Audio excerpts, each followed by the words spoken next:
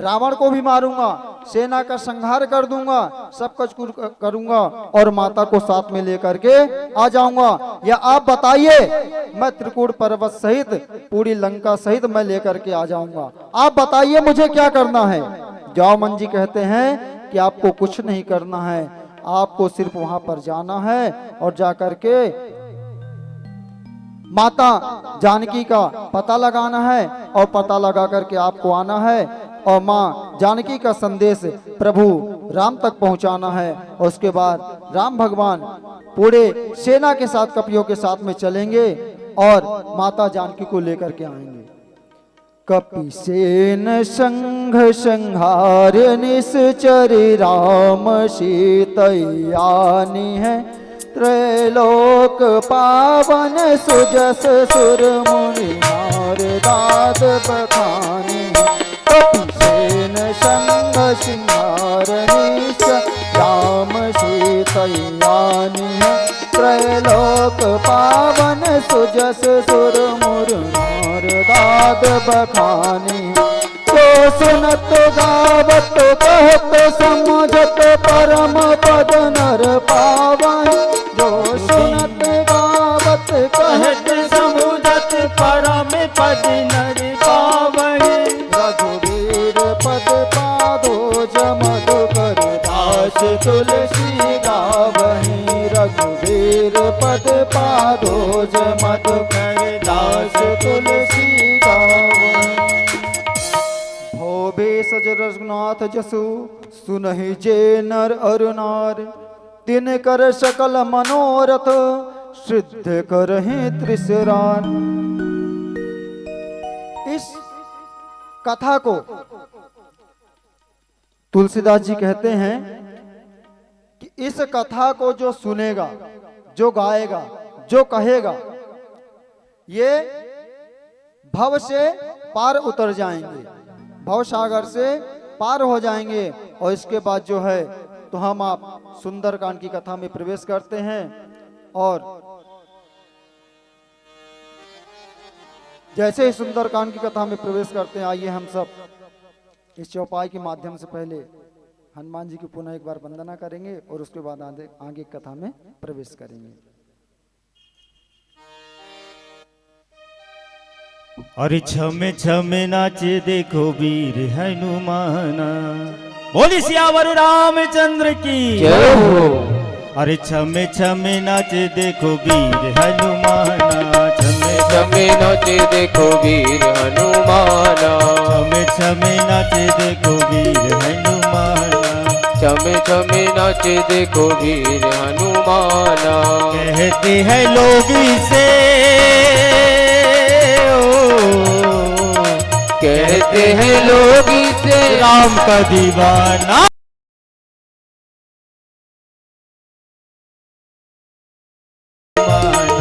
छमे छमे नाचे देखो वीर हनुमाना।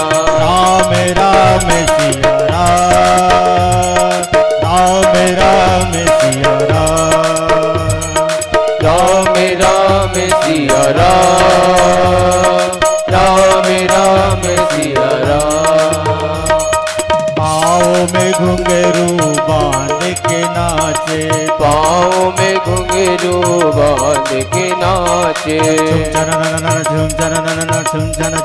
झुम चन पाँव में घुंघरू बांध के नाचे, पाँव में घुंघरू बांध के नाचे। राम जी का नाम इसे प्यारा लगे, राम जी का नाम इसे प्यारा लागे। राम ने भी देखो इसे, राम ने भी देखो इसे खूब पहचाना। छमे छमे छमे छमे नाचे देखो वीर हनुमाना, छमे छमे नाचे देखो वीर हनुमाना।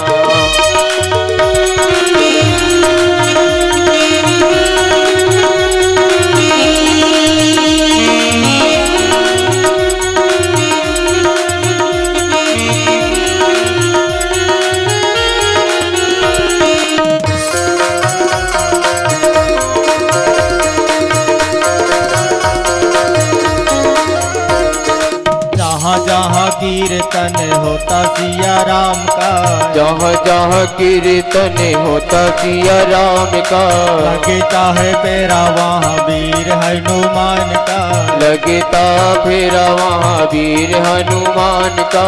राम जी के चरणों में ओ,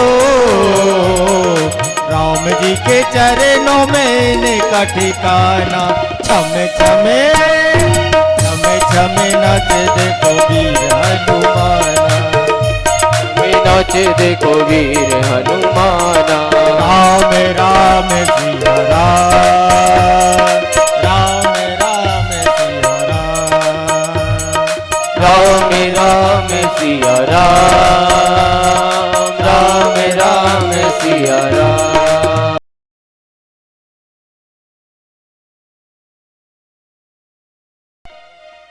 हनुमान जी को जैसे ही जामन जी यह संदेश देते हैं, जामन जी जो है, हनुमान जी जो है तो जामन का वचन सुनते हैं और वचन सुन करके हनुमान जी जो है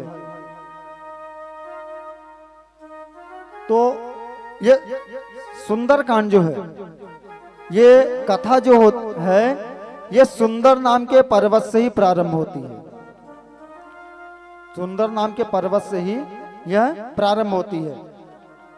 प्रभु जो है तो कहाँ पे चढ़ते हैं? सुंदर नाम के पर्वत पे चढ़ जाते हैं। और वहां पर जब चढ़ते हैं तो सबसे पहले हनुमान जी जो है तो अपने बेग को बढ़ाते हैं,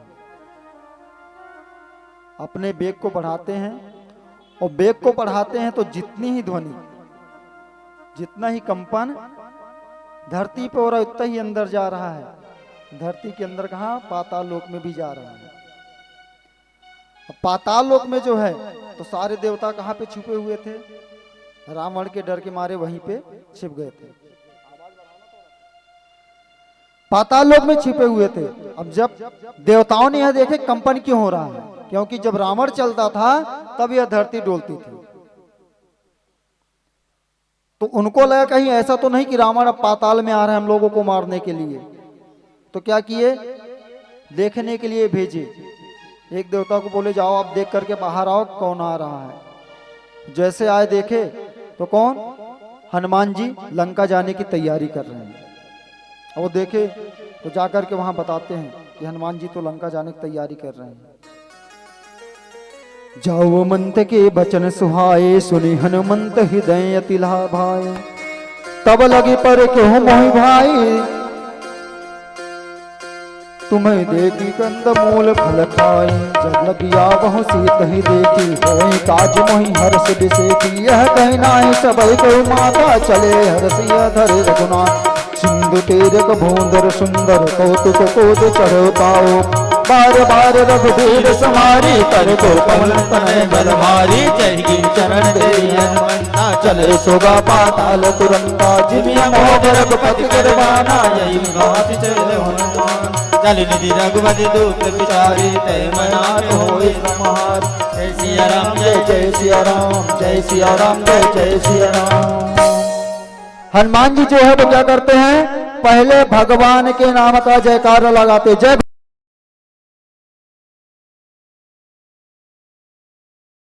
धीरे धीरे बिल्कुल हवा बनाता है, वैसे हनुमान जी कर रहे हैं। कैसे? बोले जय सिया राम, फिर उसके बाद बोलते हैं जय सिया राम। धीरे धीरे हनुमान जी बढ़ रहे हैं। आखिरी में क्या बोलते हैं? जय जय।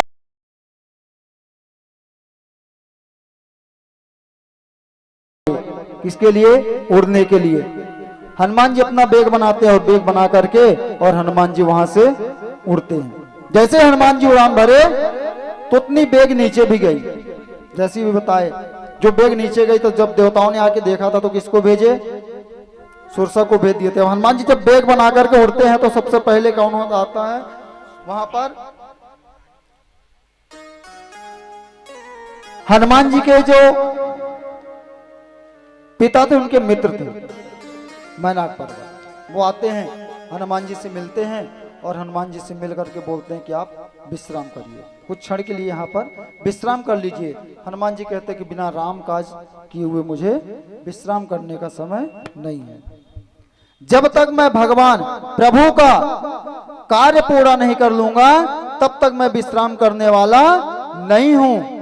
और इतना कह करके प्रणाम करके हनुमान जी जो है आगे चल देते हैं।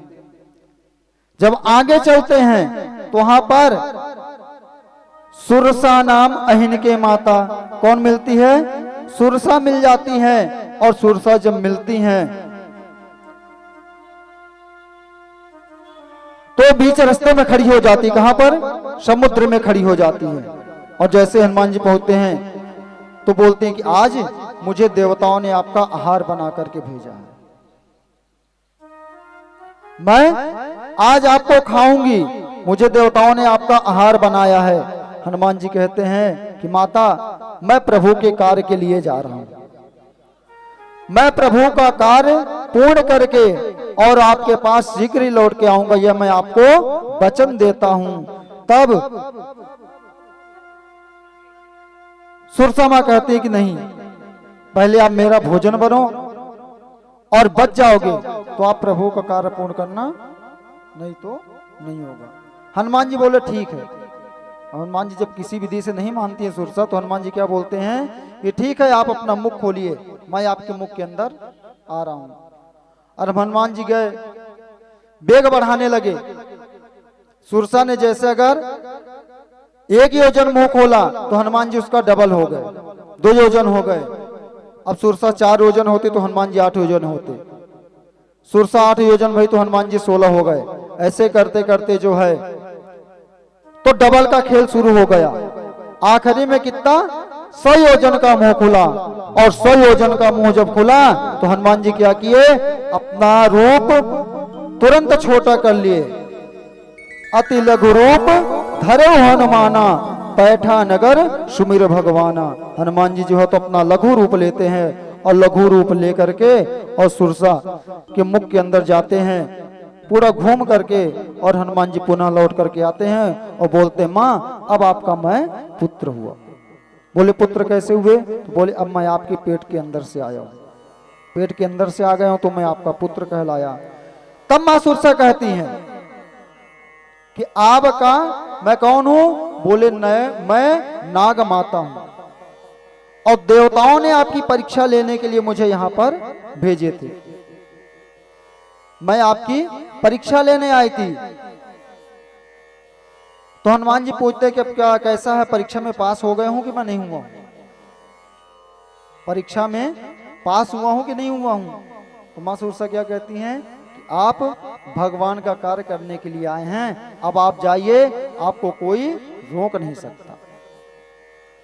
हनुमान जी वहां से चलते हैं पुनः। मां सुरसा को प्रणाम किए और सुरसा माता आशीर्वाद देती हैं और आशीर्वाद दे करके और आगे चल देते हैं। आगे जो चलते हैं तो समुद्र में पुनः एक कठिनाई मिली। अब कौन है? तो रावण ने एक सिंहिका नाम की राक्षसी को लगा के रखा था और सिंहिका जो राक्षसी थी उसका काम क्या था? तो आकाश मार्ग से जो चलते हुए पक्षी जाते थे उनकी परछाई को पकड़ती थी और पकड़ खींच के ले आती थी, जैसे मुख के बराबर आते थे उनको खा जाती थी। अब यही जो है तो सिंहिका क्या की? हनुमान जी की परछाई को पकड़ ली। अब जब हनुमान जी की परछाई पकड़ी तो हनुमान जी देखे, समझ गए, बोले अब ये हमारी परीक्षा नहीं है, बोला अब इसको तो प्रसाद देना ही पड़ेगा, बगैर प्रसाद का काम नहीं चलेगा। तो हनुमान जी क्या किए? जैसे ही हनुमान जी की परछाई पकड़ी, हनुमान जी अपने पूरी शरीर को धूली छोड़ दी। जैसे बराबर में आए तो हनुमान जी क्या किए? एक मुक्का रख दिए, बोले जय।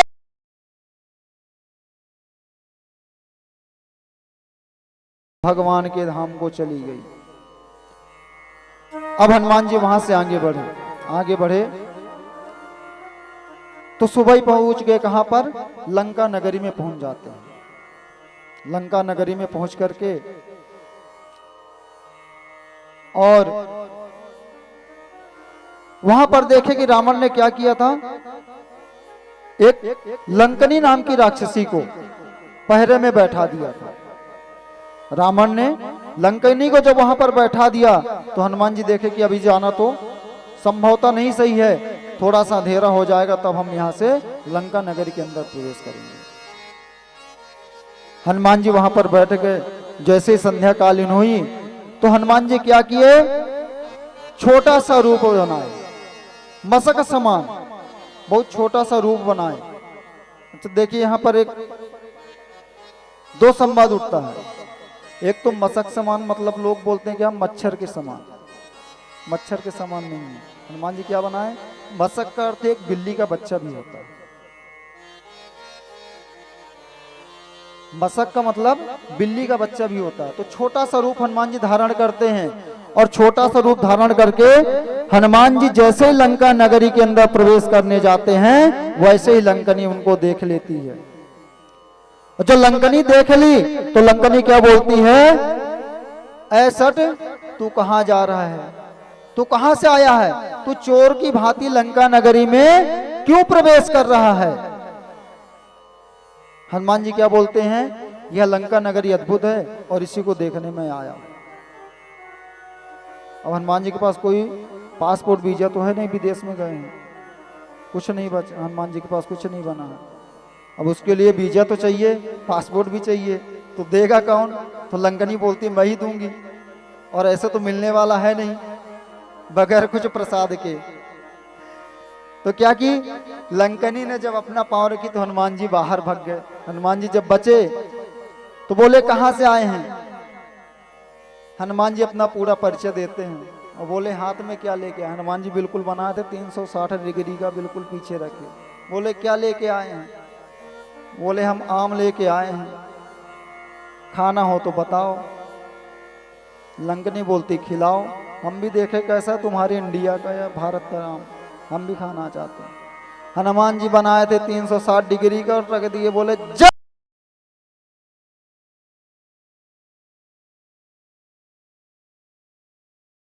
ठनमनी रुधिर बह चला, गिर पड़ी, और जैसे ही गिरी तो बोली मैंने पहचान लिया। बोले जब तक नहीं पाई थी प्रसाद तब तक नहीं पहचानी, अब पहचान गई तुरंत। जैसे ही मिला वैसे ही बोली मैं पहचान गई। बोली क्या पहचान गई? बोली जब मैं रावण को ब्रह्मा जी जब वरदान दिए थे तब मुझे भी बोले थे कि लंका नगरी का रक्षा करना है, तो मैं पूछी थी कि भगवान प्रभु मेरे सेवा का अवधि क्या रहेगी, मेरी अवधि क्या है सेवा की? तब ब्रह्मा जी ने कहा था कि जब एक बानर के मारने से तुम मूर्छित हो जाओगे तो समझ लेना अब लंका नगरी का अंत आ गया है। तो अब जो है तो लंका नगरी का अंत आ चुका है, मैं आपको पहचान ली, अब रावण को कोई बचा नहीं सकता है, अनहोनी को कोई टाल नहीं सकता है। अब मैं जा रही हूं कहां? बोले ब्रह्मलोक में। उसने भगवान का जयकार किया और वहां से चली गई। अब हनुमान जी जो है तो छोटा सा रूप धारण करके और लंका नगरी के अंदर प्रवेश कर जाते हैं। लंका नगरी के अंदर जैसे ही हनुमान जी प्रवेश किए और वहां जाकर के अरे हनुमान की गदन देखो कैसी गदर मचाई रे, हनुमान की गदन देखो कैसे गदर मचाई रे, गदर मचाई रे, हनुमान की गदन देखो कैसी गदर मचाई रे, हनुमान की गदा में देखो कैसी गदर मचाई रे। राम और रावण के रन में जय श्री राम। अरे राम और रावण के रन में खूब ही हो ये लड़ाई रे, हनुमान की गदन देखो कैसी गदर मचाई रे, हनुमान की गदा में देखो कैसी गदर मचाई रे।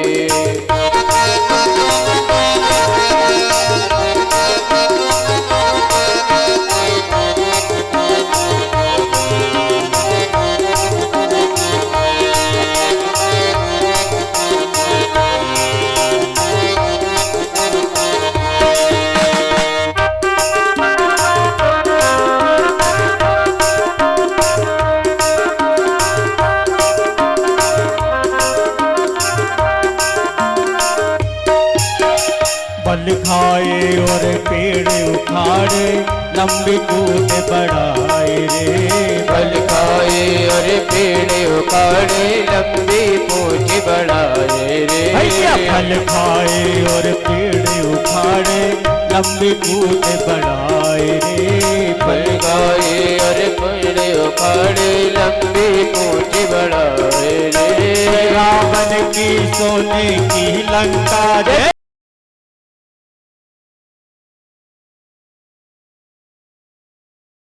पल में राख बनाए रे। हनुमान की गदन देखो कैसी गदर मचाई रे। हनुमान की गदन देखो कैसी गदर मचाई रे। जब सुरसा ने हनुमान को मुख में लियो छुपाए रे। जब सुरसा ने हनुमान को मुख में लियो समाए रे। जब सुरसा ने हनुमान को मुख में लियो छुपाए रे। जब सुरसा ने हनुमान को मुख में लियो छिपाए रे। मारे बजरंग गदा घुमा कर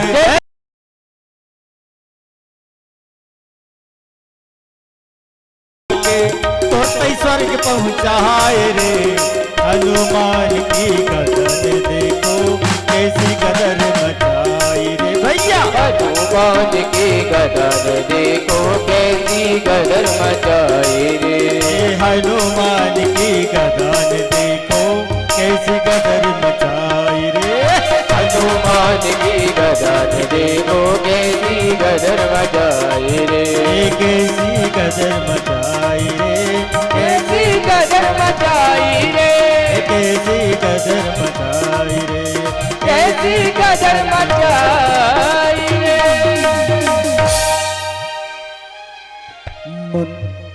मंदिर मंदिर प्रति कर शोधा, देखो जहाँ तहाँ अगणित जोधा। हनुमान जी पूरी लंका नगरी में घूमते हैं, हर मंदिर मंदिर में घूमते हैं, पर हनुमान जी को कहीं पर माता जानकी दिखाई नहीं पड़ती हैं। और जब माँ जानकी नहीं दिखाई पड़ी, इतने में क्या हुआ, प्रातः कालीन होने लगा, सूर्य उदय होने का समय हो गया। और जब सूर्य उदय होने का समय हो गया तो हनुमान जी क्या देखते हैं, भवन एक पुण्य दीख सुहावा, हरि मंदिर तहाँ भिन्न बनावा। हनुमान जी को क्या है, एक देखिए भगवान जो भक्त का घर होता है, जो भगवान के भक्त का घर होता है, भगवान उसको क्या बताते हैं, मंदिर बताते हैं। भवन एक पुण्य दीख सुहावा, हरि मंदिर तहाँ भिन्न बनावा। भगवान का क्या है, रामायुध अंकित गृह, शोभा बरन न जाए, नौ तुलसी का वृंदिता देख हरस कपिराय। यानी तुलसी जी का बिरवा आंगन में लगा हुआ है, और भगवान का जो धनुष है और शंख है वह कहां, दीवार पर बने हुए हैं। उनको देख करके हनुमान जी समझ गए कि जरूरी किसी भक्त का घर है, यह किसी भक्त का घर है। तब हनुमान जी थोड़ा मन में संशय करते हैं, और जब हनुमान जी संशय करते, इतने में क्या हुआ, विभीषण जी जग गए। और विभीषण जी ऐसे जगे तो राम राम तेहि सुमिरन कीन्हा, हृदय हर्ष कपि सज्जन चीन्हा। जैसे विभीषण जी ने राम राम कर सुमिरन किए, वैसे ही विभीषण हनुमान जी समझ गए कि जरूर ही कोई भक्त है। अब तो ऐसा हो गया कि सुबह सुबह उठेंगे तो चाय चाय मांगेंगे, अब राम राम नहीं बोलेंगे, अब क्या बोलते हैं, चाय चाय, चाय चाहिए। पहले एक भक्त क्या बोलते हैं, भक्त बोलते हैं कि जब सुबह उठते हैं तो सबसे पहले प्रातःकालीन बिस्तर पे भगवान के नाम का सुमिरन करते हैं। और मेरे समझ से जो मनुष्य या जो भी भक्त भगवान का नाम लेकर के कार्य को आरंभ करता है, उसके कार्य में कभी कोई विघ्न उत्पन्न नहीं होती। और अगर कोई विघ्न भी डालता है तो भगवान कभी विघ्न को आने नहीं देते। एक छोटी सी कथा है, इसके बाद मैं महाराज जी को दूंगा। एक आदमी था, वो बहुत भोजन करता था, अतिशय भोजन करता था और हर बात में ही बोलता था दाने दाने पे लिखा है खाने वालों का नाम। तो घर वाले क्या बोलते हैं, दाने दाने में नहीं, बोरे बोरे में लिखा है तुम्हारा नाम, दाने दाने में नहीं है। इतना खाता ही था। लोग बोलते थे, उसके घर वाले बोलते थे कि बंद करो, पानी भी पी लो बीच में। तो बोला अभी बीच में पहुंचे नहीं है, अभी हम बीच में पहुंचे ही नहीं है। अब कुछ काम भी नहीं करता था, बस खाते जाता था, दिन भर खाते खाते। घर वाले भी उब गए। जब घर वाले उब गए तो क्या किए, एक दिन उसको वहां घर से भगा दिए। अब जब घर से भगा दिए तो चल दिया। मार्ग में चलते चलते कहां पहुंचा, एक आश्रम दिखा उसको। आश्रम में दिखा, अब एक महात्मा जी बिल्कुल रिष्ट पुष्ट बैठे हुए थे, हमारे महाराज जी जैसे। अब ऐसे रिष्ट पुष्ट बैठे हुए थे तो उनको देख करके वह बिल्कुल चकित हो गया कि यहाँ पर खाने के लिए तो बिल्कुल चकाचक अच्छा अच्छा मिलता होगा, तभी इतने मोटे ताजे महात्मा जी बैठे, नहीं तो हमारे जैसी रहते। महात्मा जी के पास गया, बोले आपका ये राज क्या है? बोले काहे का? बोले मोटे होने का। बोले बेटा अंदर बिल्कुल एकदम चकाचक मिलता है, बिल्कुल जो खाना वही मिलता है, कोई दिक्कत नहीं खाने की। बोले हमको भी एंट्री चाहिए। बोले काहे के लिए? बोले अंदर हमको भी पास बनवा, तो हम भी जाना चाहते हैं। क्या लगेगा? तो बोले यहाँ कुछ नहीं लगता, बस एक माला देंगे, गुरु मंत्र देंगे, गुरु मंत्र का जाप करना है, और जब खाने का समय हो जाए तो बिल्कुल खाओ और खा करके आनंद बिल्कुल करो, भगवान का भजन करो। बोले ठीक है। बोले हमको बिल्कुल जल्दी दिलवाओ, हम भूख लगी है बहुत तेज, बिल्कुल समय हो रहा है खाने का। गए महाराज जी के पास ले गए। बोले गुरुजी ये चेला बनना चाहता है आपका। बोले ठीक है। गुरुजी समझाए कि भाई चेला बनोगे तो भगवान का भजन करना है और खाना है तुमको और यहीं पे रहना है। बोले काम क्या है? बोले कुछ नहीं है काम, सिर्फ भोजन करो और भजन करो, इसके सिवा कोई काम नहीं है। बोले ठीक है। गुरु मंत्र दे दिए, माला पकड़ा दिए और खाने का समय हो गया था, मध्याह्न कालीन। बोले गुरुजी पहले खा लूं, उसके बाद फिर भजन करूंगा। बोले ठीक है चला जाओ।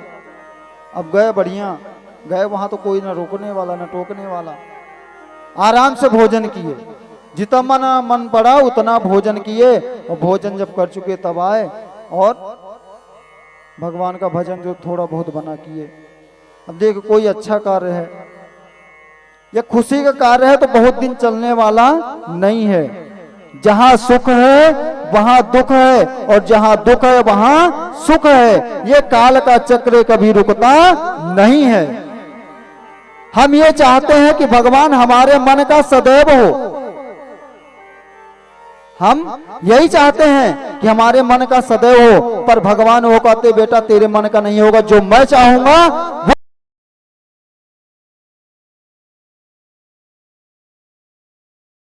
तो वही उनके साथ हुआ। अब उनकी खुशी ज्यादा दिन तक नहीं टिकी। क्या हुआ? एकादशी आ गई बीच में, और एकादशी का व्रत तो सबको करना ही चाहिए, और खास करके संत लोग तो करते ही हैं।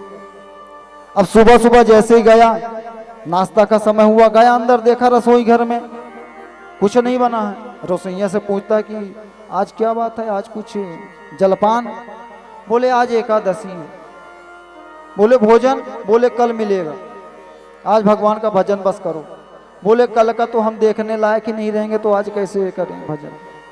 हमको तो भोजन चाहिए, हम भोजन के लिए साधु बने हैं, भगवान के भजन के लिए नहीं बने हैं। अब गया वो गुरुजी के पास। गुरुजी के पास जैसे ही गया तो बोलता है गुरुजी भोजन? तो गुरुजी क्या बोलते हैं, बेटा आज एकादशी है। तो बोले गुरुजी हम बगैर भोजन के नहीं रह सकते। तो बोले आज तो यहाँ बनेगा नहीं, आश्रम में बिल्कुल नहीं बनेगा। बोले गुरुजी फिर क्या करें? तो गुरुजी बोलते हैं ऐसा करो, अब तुम रह नहीं पाओगे तो तुम ले लो अनाज और लेकर के चले जाओ, वहां नदी किनारे बैठ करके बना लेना और आराम से पा लेना। बोले ठीक है। पर बोले देखो बेटा एक काम करना, चेला तुम भोजन बनाना पर भगवान का भोग लगाना मत भूलना। अब उसको तो यह भी नहीं पता है कि भगवान का भोग हम लगाएंगे कैसे। वह मनुष्य है जिसको यह नहीं पता है कि भगवान का भोग हम लगाएंगे कैसे। तो गुरुजी बताते कि आप प्रेम से बुलाइएगा भगवान को, भगवान आएंगे आपका भोग लगाएंगे। सीताराम जी को बुलाना। आप गया नदी किनारे, बढ़िया बनाया भोजन वोजन, और भोजन बना करके बैठ गया और बैठ करके भगवान को बुलाने लगा, सीताराम जी आइए और भोग लगाइए। और भगवान को इतना बुला रहा है पर भगवान आ नहीं रहे हैं। आखिरी में क्या हुआ, उसको गुस्सा आ गई, बोला अगर आना हो तो आओ, नहीं आना तो मैं खाने जा रहा हूं, मैं अब रुकने वाला नहीं हूं। क्या बोला, आना हो तो आओ, नहीं तो अब जाओ, मैं अब रुकने वाला नहीं, मैं तो खाऊंगा, मुझे भूख लगी है, मुझे मरना नहीं है, मुझे खाना है। और जब भगवान से बिल्कुल एकदम थोड़ा गुस्से में होकर बोला तो भगवान भी दौड़े चले आए। सीताराम सीताराम आइए मेरे राम आइए, मेरे भोजन का भोग लगाइए। सीताराम आइए, राजा राम आइए, मेरे भोजन का भोग लगा जाइए। सीताराम आइए, राजा राम आइए, मेरे भोजन का भोग लगा जाइए।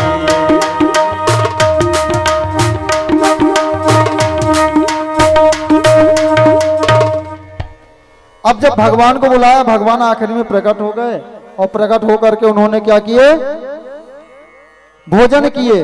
अब बुलाए कितने जन को था, एक जन को, आए कितने जन, दो जन। अब जब दो जन आए तो क्या किए, भोजन तो एक जन का ही बना था, अब आ गए दो जन, थोड़ा बहुत जो बचा खाया और खा करके कहा आश्रम गया। गुरु जी को बताया, गुरु जी वहां तो आप एक को बोले थे, वहां दो जन आए थे। बोले कौन कौन, बोले सीता और राम जी आए थे। और पूछ लिया, भगवान से पूछा कि अगली बार कितने जन आओगे, क्योंकि गुरु जी एक जन को ही बताए थे। तो भगवान क्या बता गए, बोले बस हम दो ही आएंगे, हम दोनों साथ में रहते, हम दो ही आएंगे, समय कम है इसलिए थोड़ा। तो जब बोले दो जन आएंगे तो बोले ठीक है। अब अगली बार गुरुजी के पास गया तो गुरुजी जब एकादशी आई तो बोला गुरुजी दो जन आए थे तो आप तीन जन का भोजन दे देना, अब हम वहां जाएंगे, सीताराम जाएंगे, एक हम तीन जन हो जाएंगे, तो तीन जन का दे देना।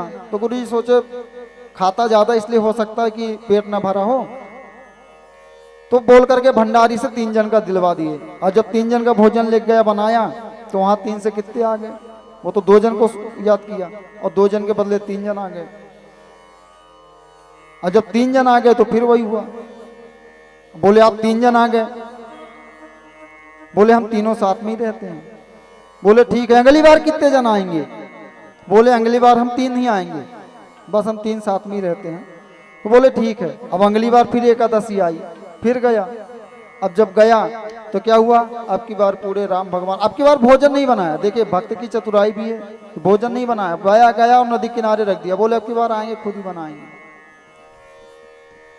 अब बुला लिया भगवान को, भगवान आए, बोले लगाओ, बोले क्या लगाएं, बोले भोजन लगाओ, बोले नहीं बना, आप खुद ही बनाओ और पाओ, आप इतने जन आए हो, मेरे लिए कुछ बचेगा नहीं, मैं काहे के लिए फिजूल में मेहनत करूं। अब जब भगवान से इतना बोले तो भगवान ठीक है, अब भाई भक्त बुलाया तो भगवान को तो आना ही पड़ेगा चाहे जिस रूप में आए। तो भगवान ने क्या किए, हनुमान जी सीता जी रसोई बना रही, हनुमान जी लकड़ी बीन के लाए, सब वो कुछ न कुछ करने लगे और भोजन बना। अब गुरु जी पेड़ के पीछे बैठ करके देख रहे हैं, ये तो बैठा हुआ है, भोजन भी नहीं बना रहा है, तो ये कर क्या रहा है। गुरु जी की शंका ये थी कि ये जाकर के अन्न को बेच के आ जाता है, तो गुरु जी इसलिए देखने पहुंच गए थे। अब जब वो गुरु जी देख रहे हैं, बुलाए चेला को कि चेला क्या कर रहे हो, तुम भोजन क्यों बना रहे हो। तो चेला क्या बोलता है, आप देख नहीं रहो, पूरे दरबार के साथ में आए हैं और हमारे लिए कुछ बचेगा नहीं, तो मैं काहे लिए परिश्रम करूं, मैं अब परिश्रम करने वाला नहीं, बनाएंगे और पाएंगे और जाएंगे। बोले हमको तो कोई नहीं दिख रहा है। अब जब गुरु जी बोले कि हमको कोई नहीं दिख रहा है तो क्या हुआ, चेला के मन में थोड़ा सा संशय पैदा हो गया। जब चेला के मन में संशय पैदा हुआ तो गया भगवान से बोला कि प्रभु आप अपने पूरे परिकर के साथ में हमारे गुरु जी को दर्शन दीजिए। तो भगवान क्या बोले, मैं तुम्हारे गुरु जी को दर्शन नहीं दे सकता। बोले क्यों, मेरे गुरु जी तो आपको दिन रात याद करते हैं, आपको दिन रात याद करते हैं, मैं तो सिर्फ खाने के लिए साधु बना, मैं आपकी भजन भी नहीं जानता, न भजन करता हूं।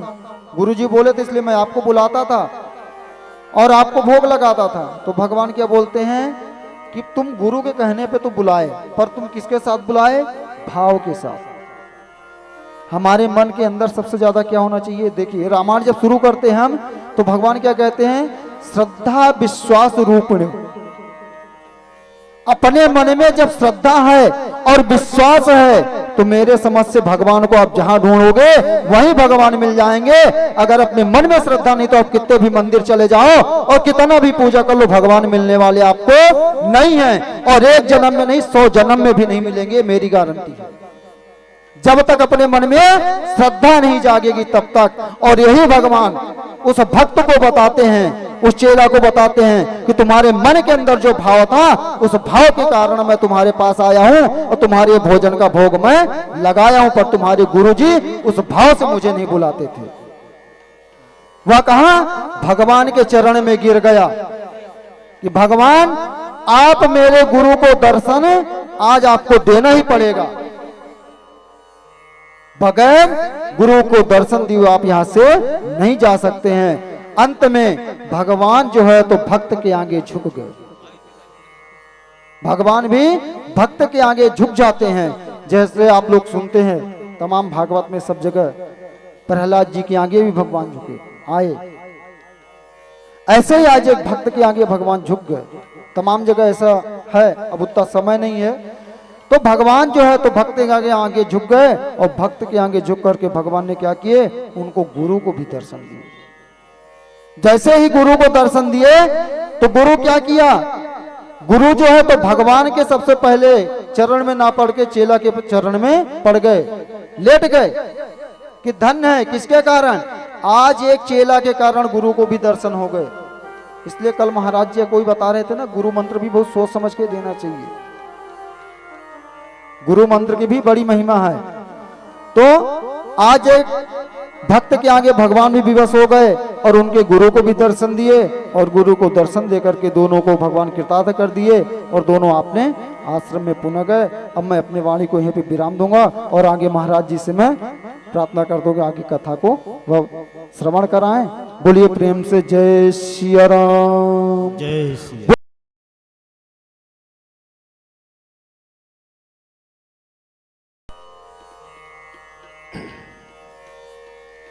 जय श्री राम, जय हनुमान, जय श्री राम, जय श्री राम। बोलो अयोध्यानाथ भगवान की जय हो।